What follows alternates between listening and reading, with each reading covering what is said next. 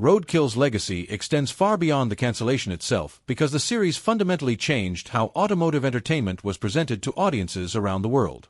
Long before many creators embraced the idea of documenting authentic garage work, David Freiburger and Mike Finnegan proved that viewers did not need scripted drama, fake deadlines, or manufactured arguments to stay entertained. Instead, they showed that genuine passion, mechanical creativity, and a willingness to embrace failure could be just as exciting as polished television productions. Every episode carried an unpredictable energy because the hosts never pretended to have perfect plans or guaranteed success.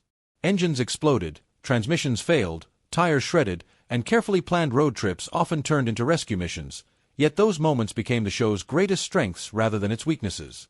Fans tuned in precisely because they never knew whether a neglected muscle car would actually make it across several states or whether another breakdown would force the hosts to improvise repairs using whatever parts they could find. That authenticity became increasingly rare in modern television, where many automotive programs relied on dramatic editing, unrealistic deadlines, and expensive shop builds. Roadkill embraced the opposite philosophy, celebrating budget-minded projects, forgotten junkyard discoveries, and the belief that nearly every old vehicle deserved one more chance. Throughout its 13-year run, the series inspired thousands of enthusiasts to rescue abandoned cars instead of simply purchasing finished restorations, encouraging viewers to learn mechanical skills through experimentation rather than fear of making mistakes. The influence of the program could be seen across YouTube and social media, where countless independent creators adopted a similar unscripted style that focused on honest wrenching instead of television-style perfection. Many of today's popular automotive channels openly acknowledge that Roadkill helped shape their approach to storytelling, proving that the show's impact extended well beyond its own episodes. Even as streaming habits evolved and corporate priorities shifted, the bond between the hosts and their audience remained remarkably strong because viewers felt they were following two genuine friends rather than television personalities playing scripted roles. That relationship was built over hundreds of adventures, from cross-country road trips in barely functional vehicles to ambitious engine swaps completed under impossible circumstances. The chemistry between Freiburger and Finnegan never appeared forced. One balanced careful planning with decades of technical knowledge, while the other brought humor, optimism, and a willingness to attempt outrageous ideas regardless of the consequences. Their different personalities complemented each other perfectly, creating memorable conversations that often became just as entertaining as the cars themselves. Even when projects failed spectacularly, the hosts rarely treated those setbacks as disasters. Instead, every broken axle, overheated engine, or snapped driveshaft became another chapter in the story, reinforcing the message that the journey mattered far more than achieving perfection. That philosophy resonated with everyday enthusiasts who lacked expensive equipment or professional workshops but still wanted to enjoy the hobby. Rather than making viewers feel inadequate, Roadkill encouraged them to start small, learn through experience, and appreciate older vehicles regardless of cosmetic flaws. It reminded people that car culture has always been about creativity, persistence, and the friendships formed while solving unexpected mechanical problems. Following the announcement of the show's conclusion, automotive forums, Reddit communities, Facebook groups, and YouTube comment sections quickly filled with emotional tributes from longtime viewers who shared how the series influenced their lives. Some recalled watching the earliest YouTube episodes during high school before eventually restoring their own classic cars. Others explained that Roadkill motivated them to spend more time in the garage with parents, siblings, or friends, creating memories that extended far beyond automobiles.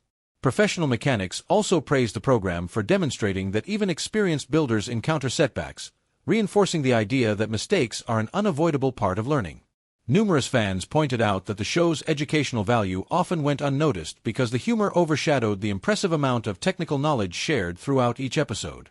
Without sounding like formal instructional videos, Freiburger and Finnegan naturally explained engine combinations, suspension modifications, transmission choices, cooling issues, carburetor tuning, electrical troubleshooting, and countless other mechanical concepts while actively working on their projects.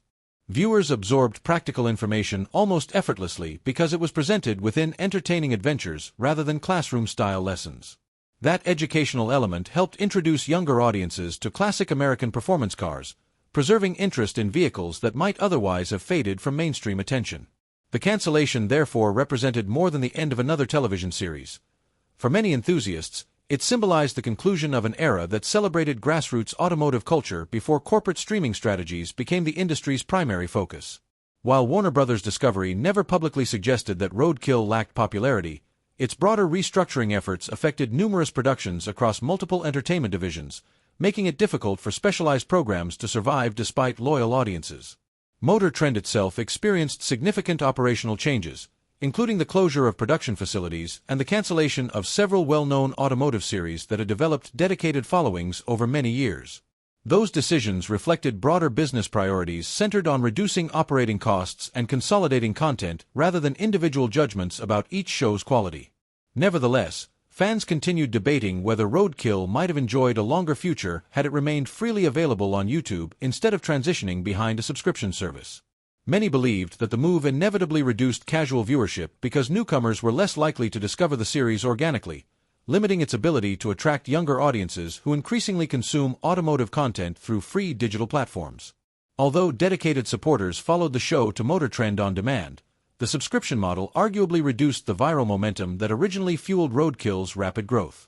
Earlier episodes frequently circulated across forums and social media because anyone could watch and share them instantly, helping the series reach viewers who might never have subscribed to a niche streaming platform.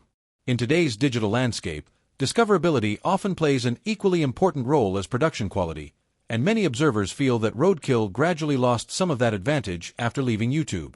Despite those challenges, the show's reputation never diminished among longtime followers, who consistently ranked it among the most authentic automotive programs ever produced. Looking ahead, optimism remains surprisingly high because both David Freiburger and Finnegan have established reputations that extend well beyond Roadkill itself.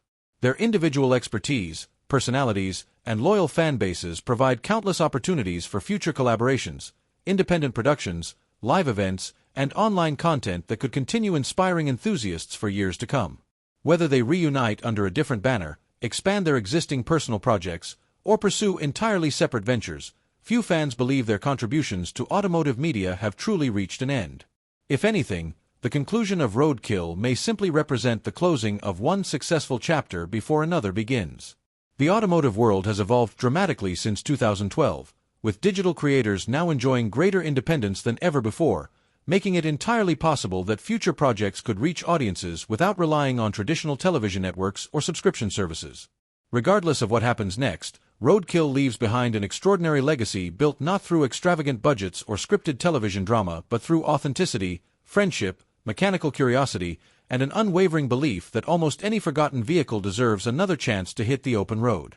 Few automotive programs have managed to influence an entire generation of enthusiasts while remaining true to their original identity, and that achievement ensures that Roadkill will continue to be remembered as one of the most beloved and influential car shows ever created, long after its final episode aired.